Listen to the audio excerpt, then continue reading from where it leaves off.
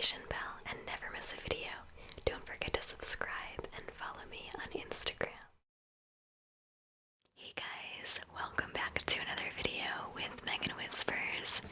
I'm so excited to have you here. Today is a Q&A video which has been much requested.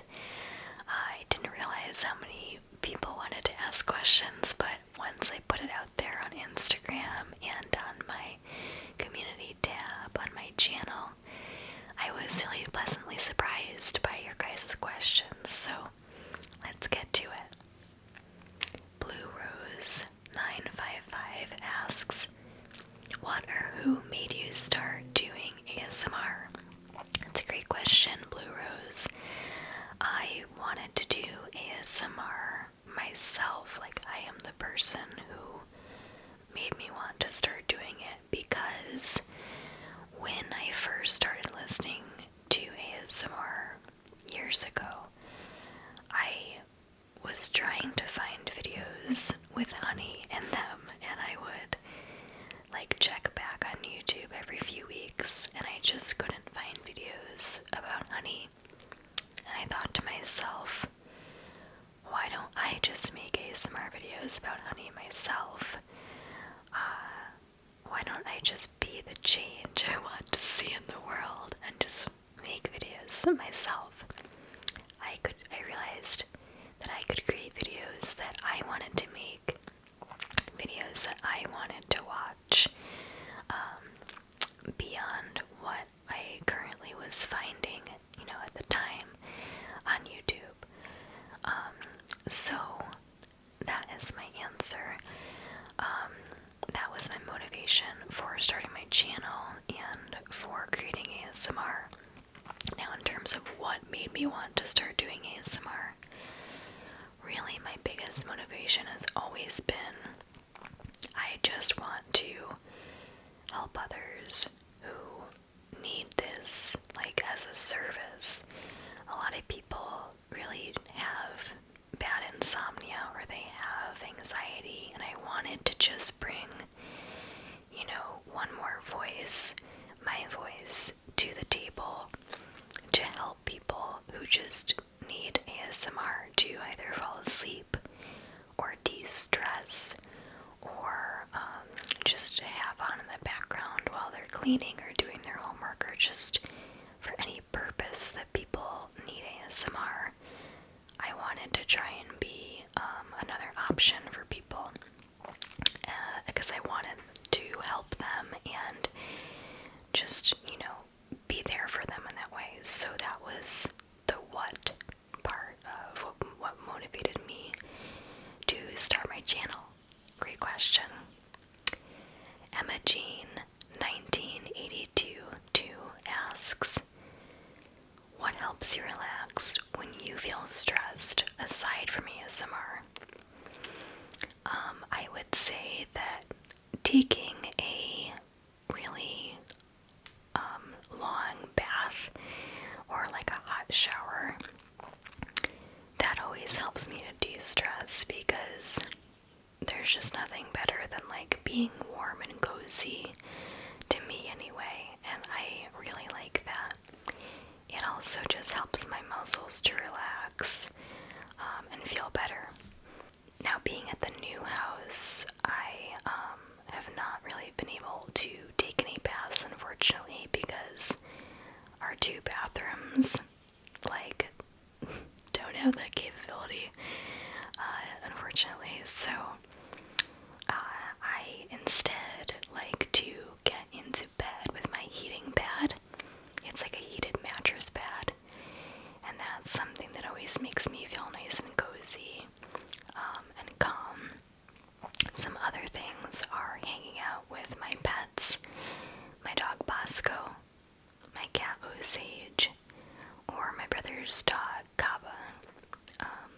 Animals, I think, are very soothing and calming and just fun to be around, and very comforting when you're stressed. Some other strategies are also, spending time with people I love. That is just something that everyone, I think, needs to do on a regular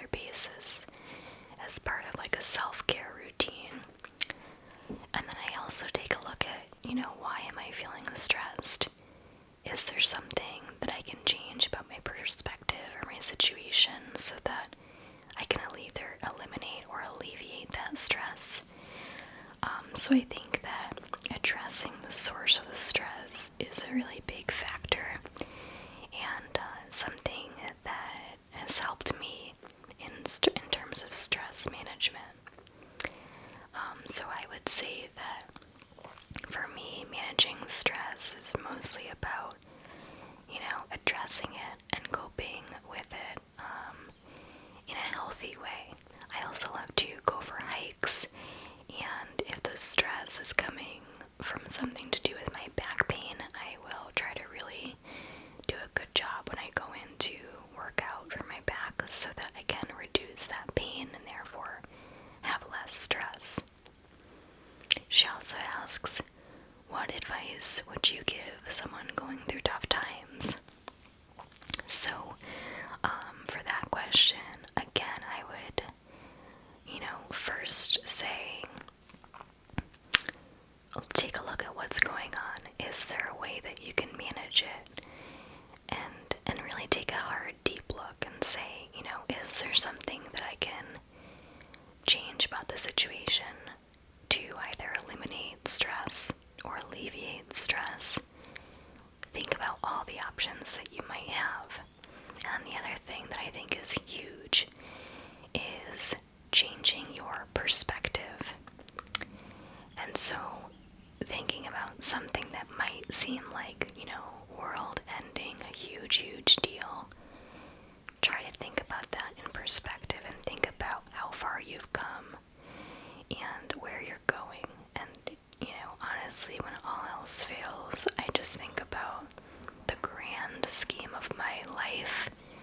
Like, in the end, someday I'm not going to be on Earth anymore, and everyone I know is also not going to be on Earth anymore. And at that point in time, like, my lone life is, the stressors aren't going to matter.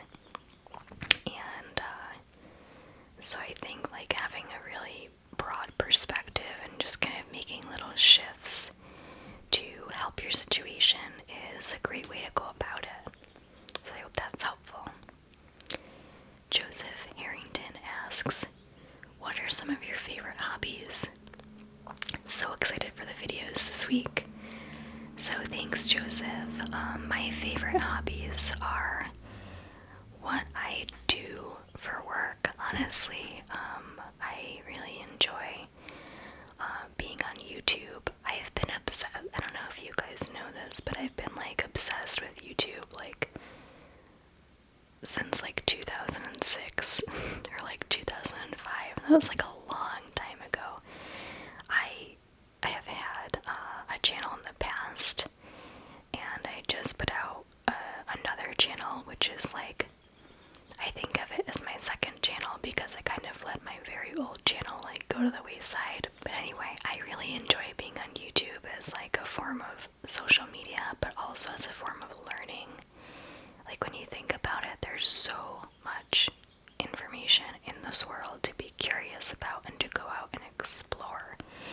And so whether you're doing that by like traveling or like going to a museum or reading a book or watching a movie or a video on YouTube, I think there's so many ways to do that. And for me, I love YouTube, I love hiking, traveling. I absolutely love traveling, so long as I can afford it, which in the past I've been very lucky to be able to do, but who knows what the future will bring. I also love, again, spending time with my pets. They're amazing. And another thing I absolutely love is really delving into things to do with fertility awareness. And if you guys saw my earlier video, my recent one is all about my second channel with fertility awareness. And that's something that has become a huge passion of mine in recent years, and something that I am really excited about and obsessed with, like, at all times. I just think it's incredible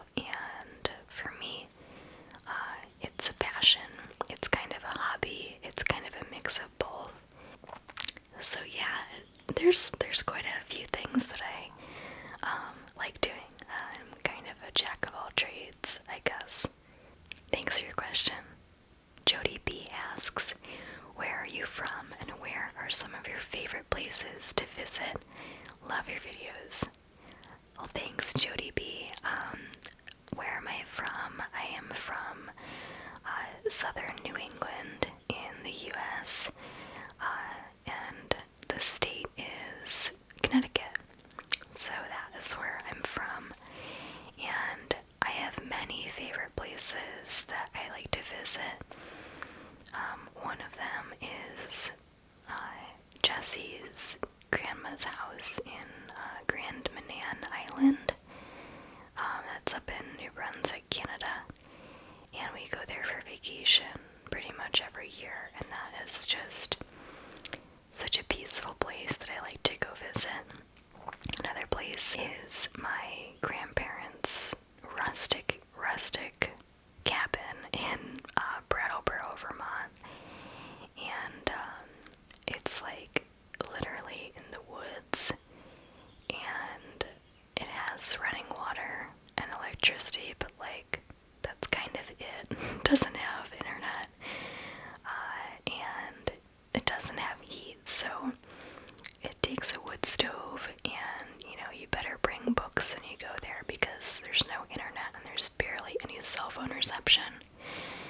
But still, it's a beautiful property in the woods. There's like a brook running through it and a meadow, and that is like one of my all-time favorite places on earth. Again, unfortunately, it's like a little bit inconvenient because the whole heating thing, being someone that's like always cold, going to Vermont in the wintertime is a nightmare. And so on the one hand, it's this beautiful rustic cabin where it feels like time doesn't exist, and it's so peaceful. And on the other hand, it's a bit tricky to stay there for long periods of time because of the lack of amenities. But overall, I love it. I love visiting there in the summer as much as I can, and I hope to keep doing that long into the future. So that's an excellent place to visit. Another place that I really enjoy is really just anywhere out west. For many years, my family and I would go traveling on these long camping road trips for like 3 weeks, and we would just go to all these different national parks out west. And we pretty much did that every summer, like growing up. And I only stopped very recently. So traveling in that way and like road tripping has always been very dear to me, and I really enjoy doing that. So thanks for your question. That was great. Megan Elizabeth has a couple questions. She asks, what music artists do you listen to? And I think someone else had a similar question about music, so I'm just going to kind of give like a general answer to kind of wrap up everyone's questions. I actually used to have a radio show in college, and so I was very much into music at that point in time. And I really love indie music and like chill wave, electronic music, and some folk music. So just to kind of give you some examples of like bands and artists off the top of my head, I would say I really like Tame Impala, Maggie Rogers. I'm trying to think of some other ones. There's so many. Broken Social Scene. Let's see.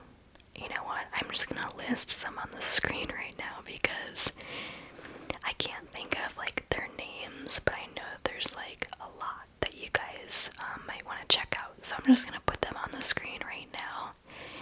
And yeah, those are some of the ones that I've loved for either a long time or I really enjoy recently.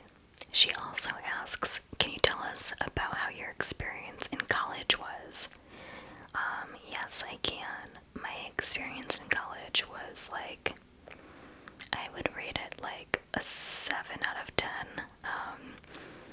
I went to UConn, and I liked it a lot academically, but like socially, I will be the first to admit I'm an introvert, and so to be completely honest, honest with everyone, I didn't make any long-term friends in college. The only ones I made were from my place of work in college, which was in security, like catching shoplifters and things like that. So I was friends with my coworkers, but otherwise, I got along very well with my roommate, but I didn't really make any new friends in college, because UConn is kind of like a party school, and I'm kind of like a Netflix / napping person, not like a party person. So yeah, I just really didn't like it in the social aspect at all. But I was very lucky because my cousin went there at the same time that I did, and two of my closest friends from high school went there at the same time as I did. So like, I still had friends and I was able to hang out with people, but I just didn't make any new friends in college. Yeah, I just didn't love that aspect of it. But overall, I got a degree in human development and family studies with a minor in therapeutic horsemanship. And yeah, that's pretty much right in line with what I've been doing as a therapeutic writing instructor, an ASMR content creator. I was also a volunteer coordinator for a couple years, and now I'm also starting to do fertility awareness teaching work. And so everything kind of goes together, and I did really like it academically. I'm just going to take a sip of my tea here.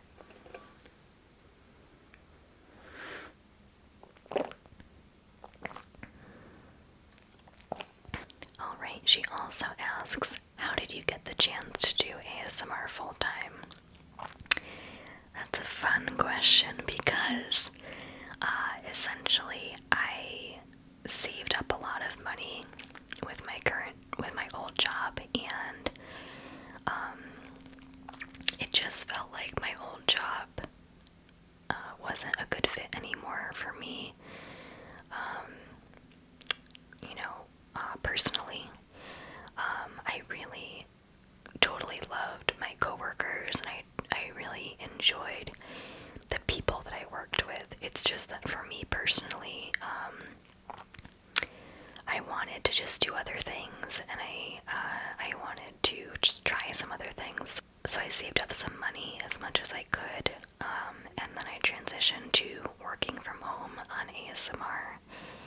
And very soon upcoming, I will be working in the fertility awareness industry and teaching women and teens and couples about fertility awareness and everything that comes with that. So, yeah, I pretty much just wanted to try it. And to be completely honest with you all, it has been a big struggle to earn an income this way. And so it's tough, and it's a lot of hard work. It's a lot of persistence and creativity. It's not easy to do it alone, but having the support of my viewers is always incredible, and I've just really been loving being able to bring you guys consistent content. This is like what I've always dreamed of being able to do ever since I started my channel. It's just that, creating long ASMR videos takes a lot of work, but to me, it doesn't really feel like work. It feels like fun. But the bigger challenge is how to, be able to actually earn an income that way so that it's sustainable in the long run. Because, anyone can just drop everything and work from home, but if you run out of money doing that, it's not going to be very sustainable for you. So that is the tricky part, and I am coming up with strategies to start to make things more sustainable that way. So that's a good question. And then our other question is, what are some of your long-term dreams for the future? A couple of my long-term dreams are to be successful with my ASMR channel and with my fantastic fertility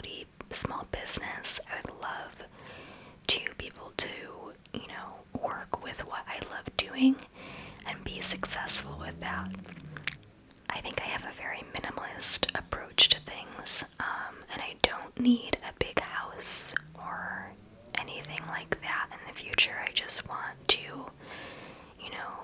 be sustainable with what I'm doing, and just create a lifestyle that is healthy for me and sustainable in the long term.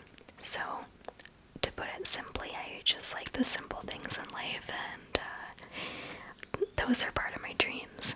Emily Lara asks, how old are you? I just turned 26. Where do you come from? And what is your career?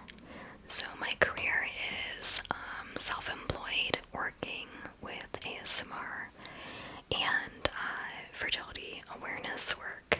She also asks, how are you so amazing at ASMR? And the answer is a mix between I don't know and a lot of hard work and a lot of practice. It's creating ASMR videos isn't something that's always simple and straightforward and easy, but I do believe that, if you put a lot of hard work into your dream and what you enjoy doing, you're going to become really excellent at it. I'm lucky to have a voice that you guys enjoy listening to, and I know that, different people are triggered by different voices, and so I'm happy that all you viewers enjoy my particular voice, because I know that for others it might not work, but for you guys, I'm so happy that it works, and I love it. Justine Fetter says, I've been following you since you started, and I'm so excited for this Q&A. Hi Justine, I know that you've been with my channel for a long time. Hello, and thank you so much, Justine, for your support. I remember seeing your comments so often on my videos throughout my time on YouTube, and so I just wanted to say thanks. She says, who's your favorite ASMR artist and why? And do you watch anything else on YouTube, and if so, what? So, I actually don't have a favorite ASMR artist, you guys, which maybe is shocking, but I don't. I actually like unintentional ASMR myself, which maybe is ironic, but that's okay. I really enjoy Nicole Hart's channel because just the way she speaks, she makes a lot of home remedy videos, and she's not trying to make ASMR, but her videos still give me the feeling of ASMR, and so I really love to binge watch her home remedies playlist on repeat while I do work or while I'm falling asleep, things like that. So I really like her voice and her mannerisms. She is so positive and uplifting and genuine, and that's just something that I think is a big part of ASMR, and just being genuine with others. Now, in terms of what else I watch on YouTube, oh my gosh, you guys, I watch so much YouTube, it's not even funny. I would rather go to YouTube than Facebook or Instagram or Twitter, let's put it that way. To me, YouTube is like my social media home. I watch anything from nature documentaries and curious things about nature to fertility awareness content to home remedies to alien and paranormal videos and unsolved mysteries by BuzzFeed, and I just watch so much YouTube.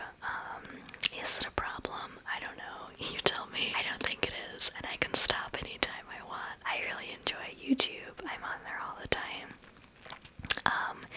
Another thing I wanted to add in that I love in terms of unintentional ASMR, the other channel that I really love is called Shed Show Talk, and it's this channel with these two hosts named Beth and Paul, and they talk about things that have to do with aliens, paranormal, ghosts, all those types of things, and I love Beth's voice so much. I love her mannerisms mannerisms.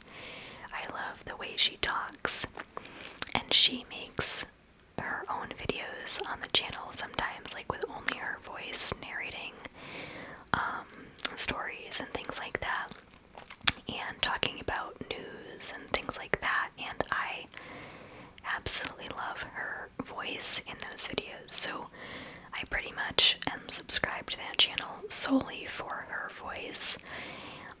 And then the other thing for me about ASMR is that I don't necessarily believe or buy into like anything they're talking about on Shed Show Talk at all. And I'm not saying that I believe in those types of things, but just the way that they talk about it and the passion that they have for those topics and the intensity with which they talk about it, something in their voice and their genuineness and their mannerisms, that is what gives me ASMR. So I'm not necessarily there for like the content that they're putting out, but I just love the way that Beth talks about these topics with her voice. So for me, my biggest sources of ASMR personally are Nicole Hart and Shed Show Talk, Beth's videos. So hopefully that answers your question, and thank you so much for your question, Justine. That was great. Life with Evie and Lonnie asks, when/how were you introduced to ASMR? And let's see, I think I first started listening to ASMR when I was working a summer job as like an intern, and I was just alone all day filing these papers at an engineering firm, and it was like really soul crushing, and I didn't like it at all. But on the bright side, I was able to listen to music and podcasts and YouTube videos during that time. And so I think one of the very first ASMR videos that I kind of stumbled across was like a bowl of water, and there were those beads that expand in the water, and the person was like moving them around, and I was like, what is ASMR? And I just started to really jump into the whole world of ASMR. Now, I didn't really tell anyone about ASMR or discuss it with anyone for like a long time after that, because it just always seemed like a weird thing to bring up at the time, and even now it's a little bit hard to explain to people, as I'm sure you guys know. But yeah, that is where I first came across ASMR, basically just through my own constant YouTube browsing. And then she also asks, what about fam? How did you get introduced to fam?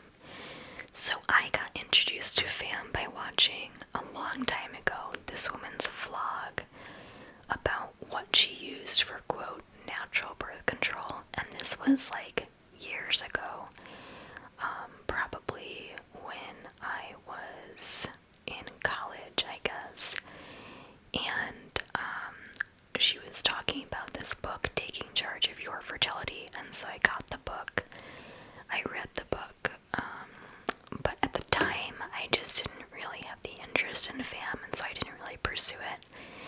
And then a couple years ago, I saw another video from another person about fam, and this person was like my age. She was like very relatable, and I thought to myself, wait, this is someone who's like me. That means that I can do fam too. Like, that really resonated with me. And so ever since, I've been obsessed. So that's my story with fam. Saloni Kazoon asked what sort of music I like as well. So Saloni, please refer back to the previous question. Medicine of Our Naturals asks, is the earth round or flat?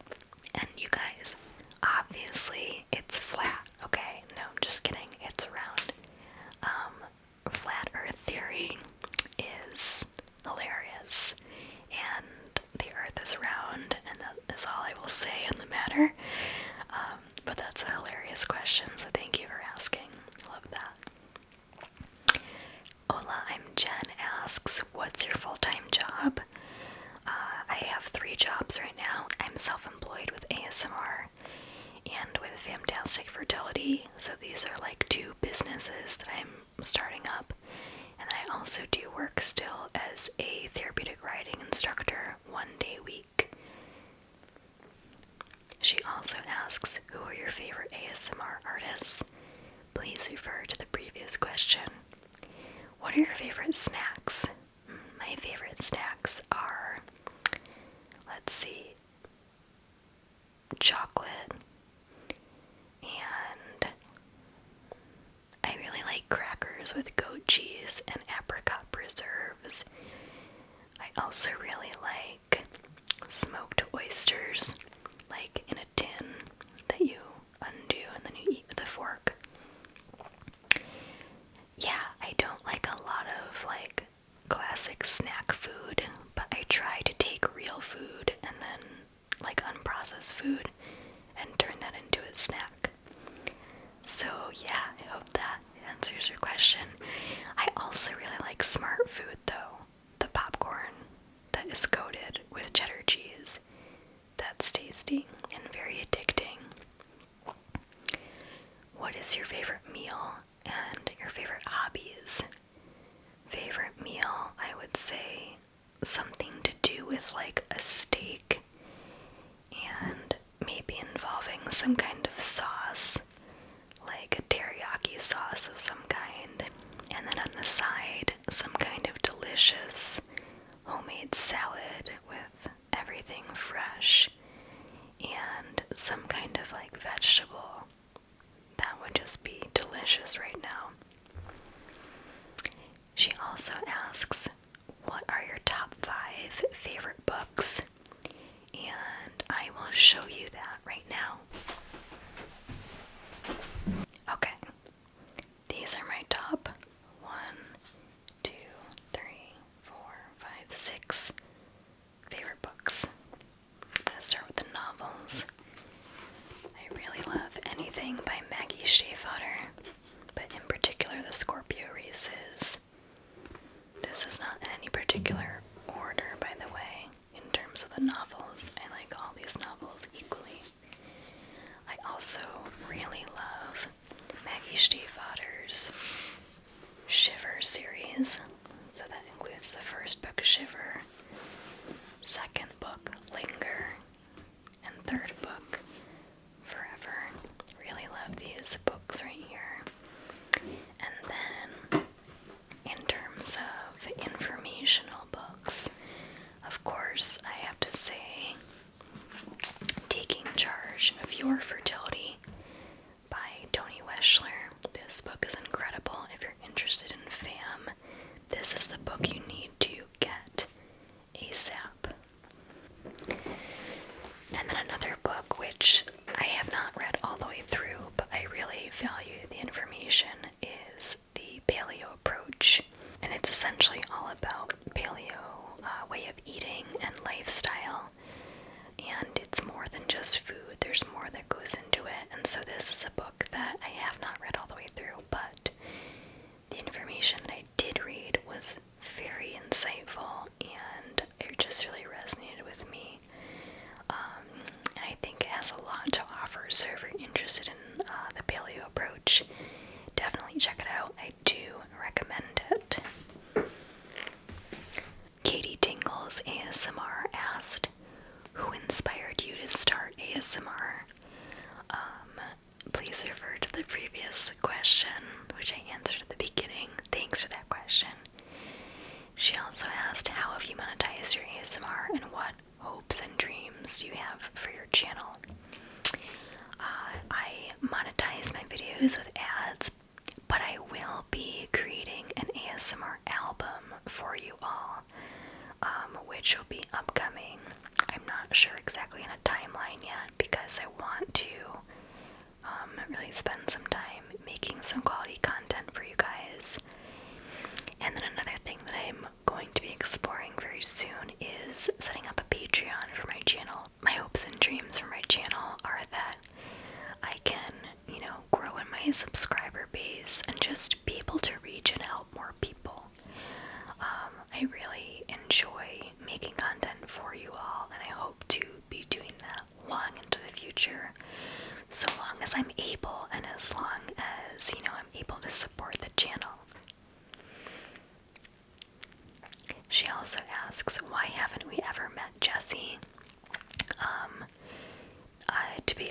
it's just never occurred to me. Jesse is my boyfriend, and yeah, he's on my Instagram a lot with me, but he has not been in an ASMR video.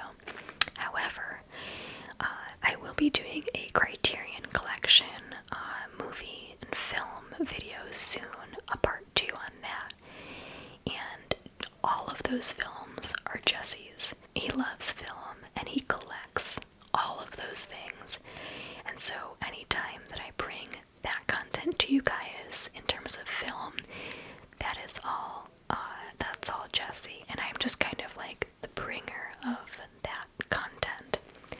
So yeah, it's never occurred to me to ask him to be in a video because I know that for a lot of people ASMR is so personal and subjective, and they are here on this channel probably just to hear my particular voice, and I don't know if others would like to hear another person's voice, but maybe. So yeah, great question. She also asked, what motivated your journey and passion with fantastic fertility and tracking all that? What motivated me was the fact that growing up and being a young adult, I always felt like, for me personally, hormonal birth control just did not sit right with me, like inside, like in my gut. I just felt like that wasn't for me. And so for my whole life, I just was hoping that there was something else out there that could work instead. And with FAM, I totally found that, and I found something that was incredibly empowering. It totally dispelled all my fears and anxiety to do with pregnancy and sex and all those things. And so for me, that made a huge difference in my life and the way I feel. So for me, FAM is much more than just tracking my cycle. It has a lot of bigger and broader implications that are really important to me. And then our last question for the day is, do you have anyone in your real life who experiences ASMR? And I do know a couple other people who do experience ASMR. But again, I think it's something that is so personal to each individual. I think for a lot of different people, their triggers are like specific to them. So I do know a few people in real life who I can kind of share that experience of ASMR with. But I don't know if like our triggers are the same. But yeah, I think it's a lot more common than people give it credit for. And many people probably experience ASMR and they just don't necessarily know it. Because maybe they haven't explored all the possibilities. So guys, that pretty much wraps it up. I think we went through all the questions. Thank you to everyone who was so quick to submit your questions pretty much overnight. I got all these incredible questions from you guys, so thank you so much. Again, I hope this was relaxing and informative and you learned a little bit of something about me. And guys, I hope you have a great day or